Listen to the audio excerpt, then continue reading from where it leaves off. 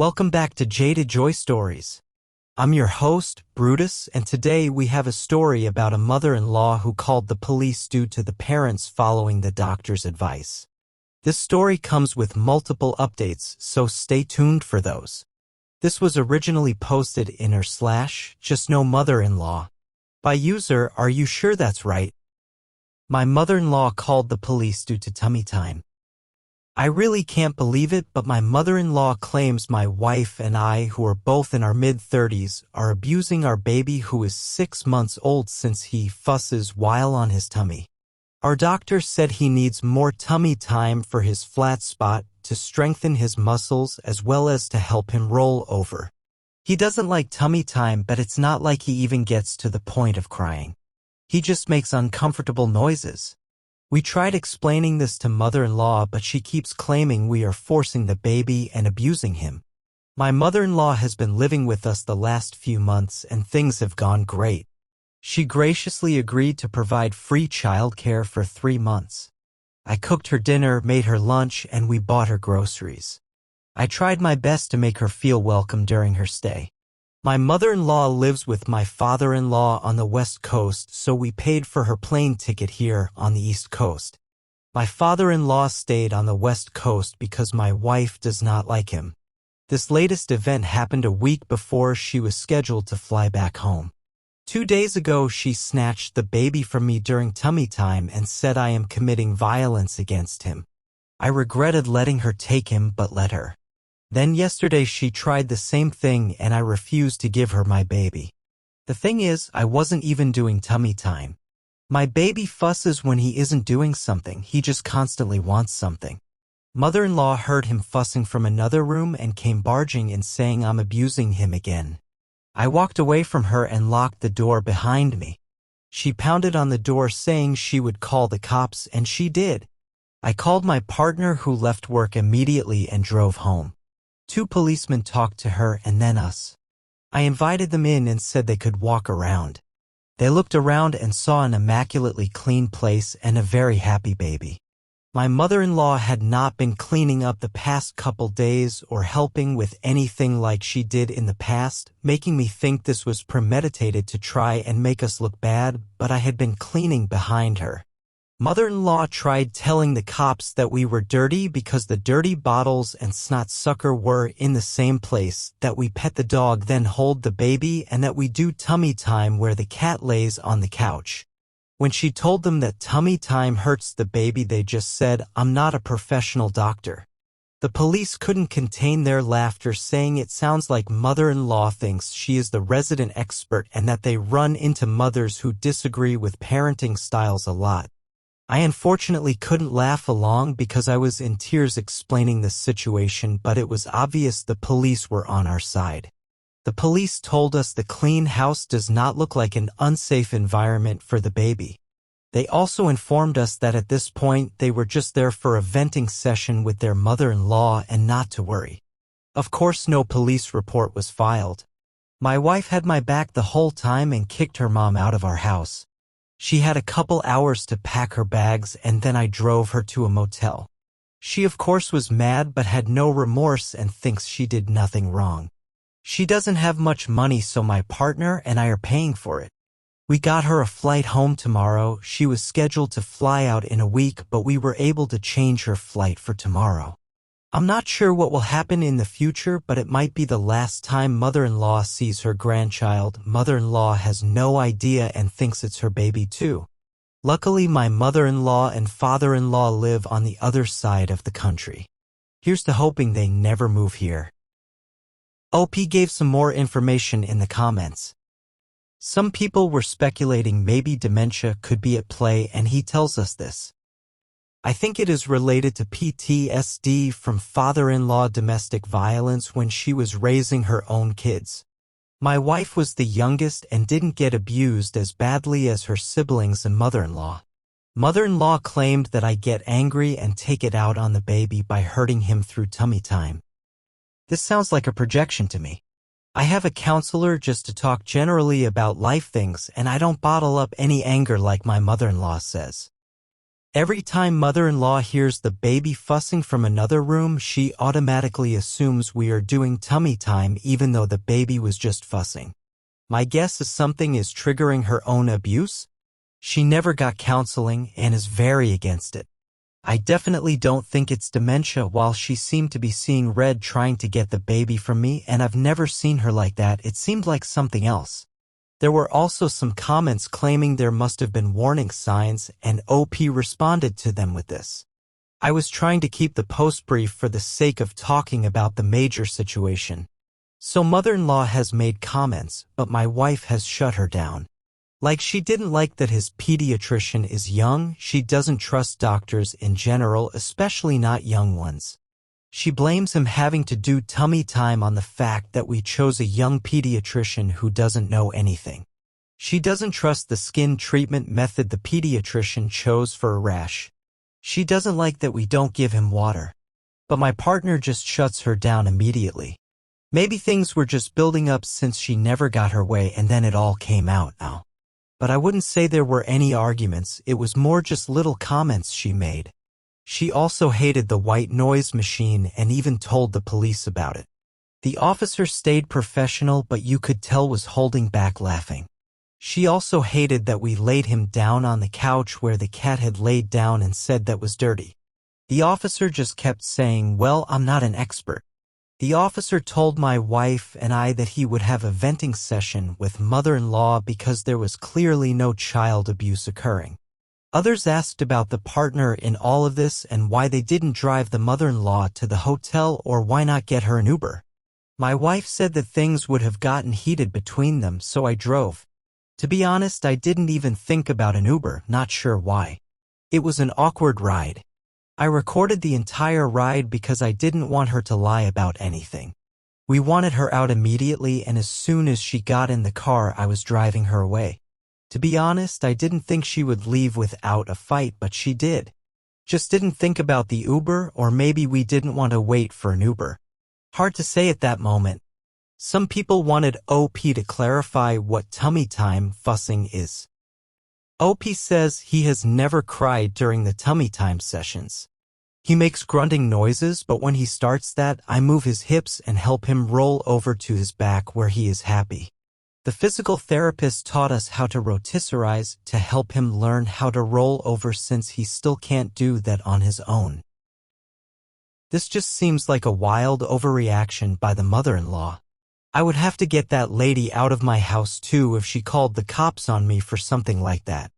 The parents could lose their kids if the wrong people showed up. But what do y'all think? What would you do if you were in her shoes? Let us know in the comments below. And if you are enjoying the story so far, don't forget to leave a like and subscribe to hear more stories like this one. Your support means a lot to a small channel like this one. Let's move on to the update.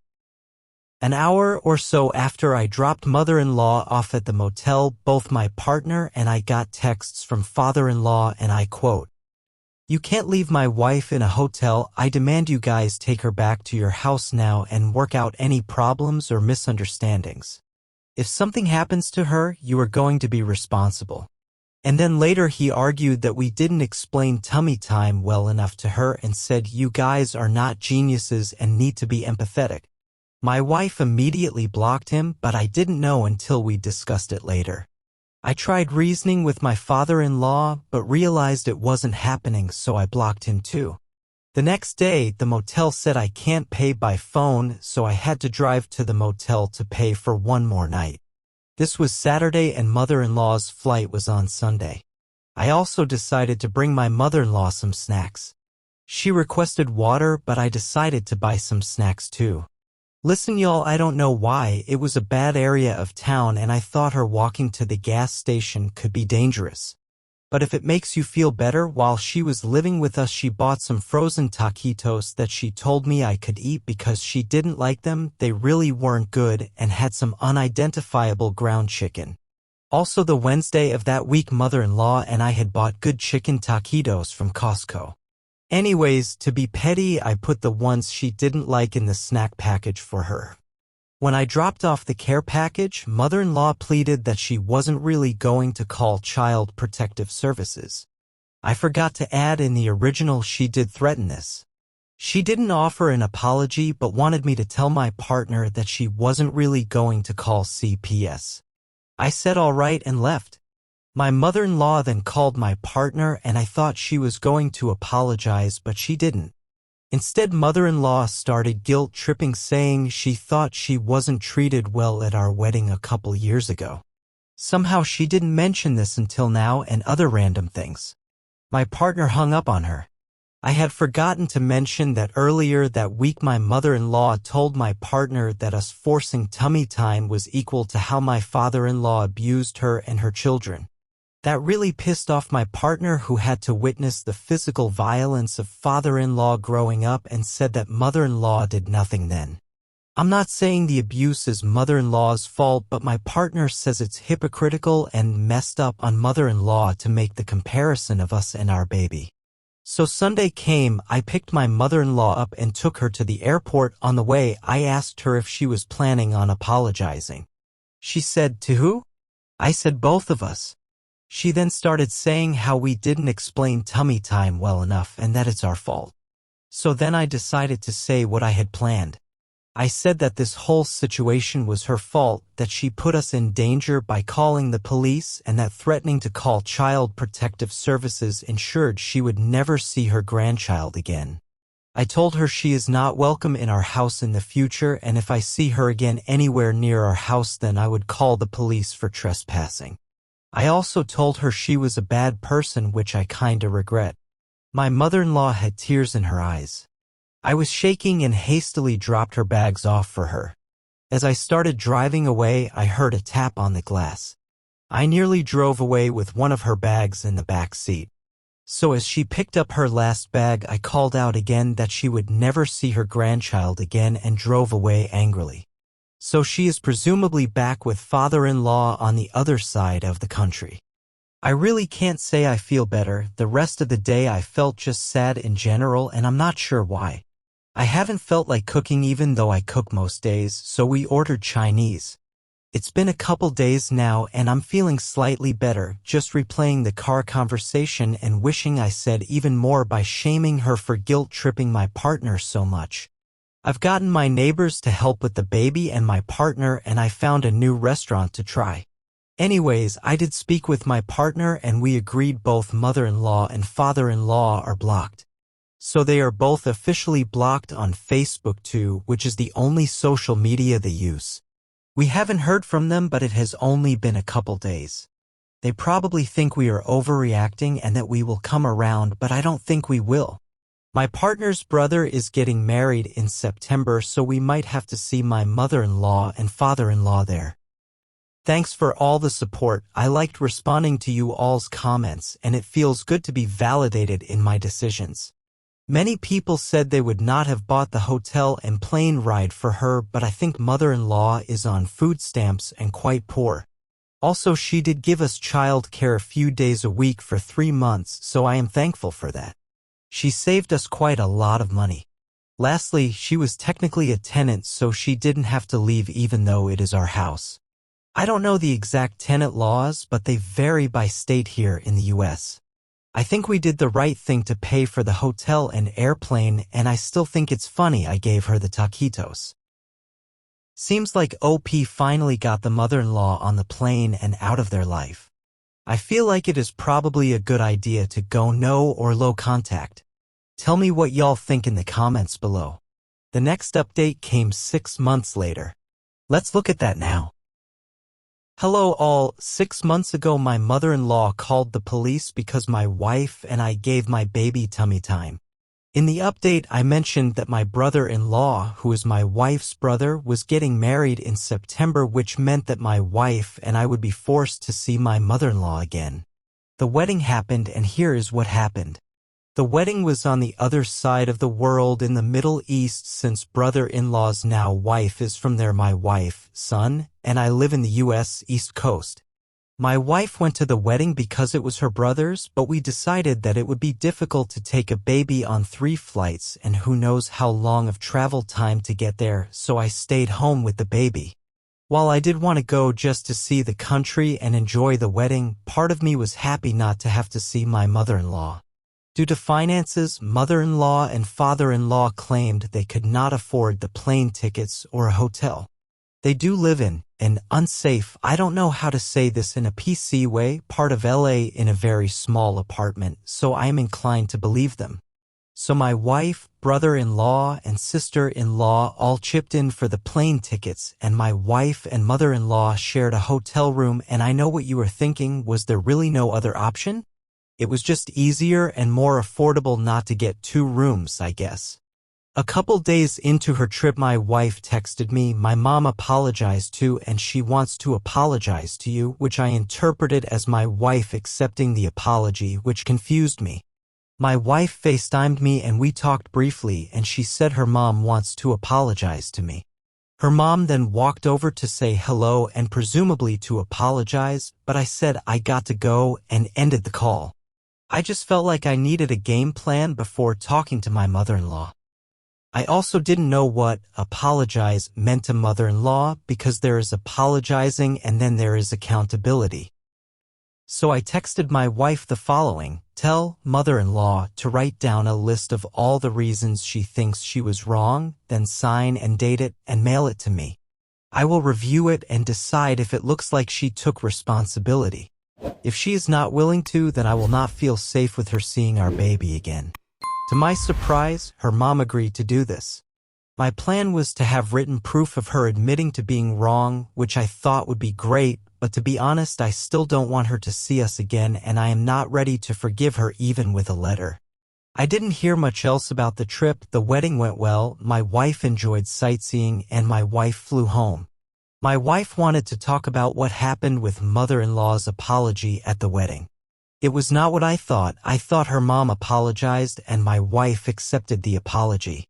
What actually happened was that my wife went off on her mom, calling her out on many things, telling her she permanently ruined their relationship, how it was horrible that she made accusations of abuse when that's what father-in-law put them through, etc.